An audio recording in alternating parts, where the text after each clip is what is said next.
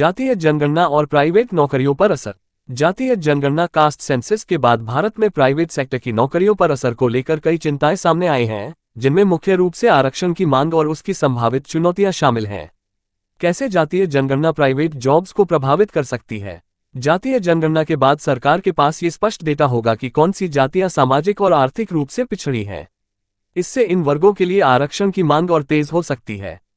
वर्तमान में सरकारी नौकरियों और शिक्षण संस्थानों में आरक्षण की सीमा 50% है, लेकिन कई राज्यों जैसे बिहार, तमिलनाडु में ये सीमा बढ़ चुकी है। राजनीतिक दलों और सामाजिक संगठनों की ओर से यह मांग उठ रही है कि सरकारी नौकरियों के साथ साथ प्राइवेट सेक्टर में भी आरक्षण लागू किया जाए, ताकि सभी वर्गों को बराबरी का अवसर मिले। प्राइवेट सेक्टर में आरक्षण लागू होने के संभावित खतरे। मेरिट आधारित हायरिंग पर असर। प्राइवेट कंपनियां आमतौर पर योग्यता और प्रदर्शन के आधार पर भर्ती करती हैं। यदि आरक्षण लागू होता है तो मेरिट के आधार पर चयन की प्रक्रिया प्रभावित हो सकती है, जिससे प्रतिस्पर्धा और प्रोडक्टिविटी पर असर पड़ेगा। बिजनेस की प्रतिस्पर्धा घटेगी। कंपनियों को मजबूरी में कोटा पूरा करना पड़ेगा, जिससे टैलेंटेड उम्मीदवारों की अनदेखी हो सकती है और बिजनेस की प्रतिस्पर्धा कम हो सकती है।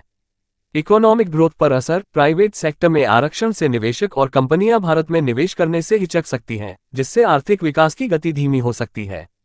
Social tension. जातीय आधार पर नौकरियों का बंटवारा सामाजिक तनाव और ध्रुवीकरण को बढ़ा सकता है। एक निष्कर्ष। जातीय जनगणना के बाद यदि प्राइवेट जॉब्स में भी आरक्षण लागू करने की दिशा में कदम उठाए जाते हैं, तो इससे प्राइवेट सेक्टर की हायरिंग प्रक्रिया, प्रतिस्पर्धा और आर्थिक विकास पर नकारात्मक असर पड़ सकता है।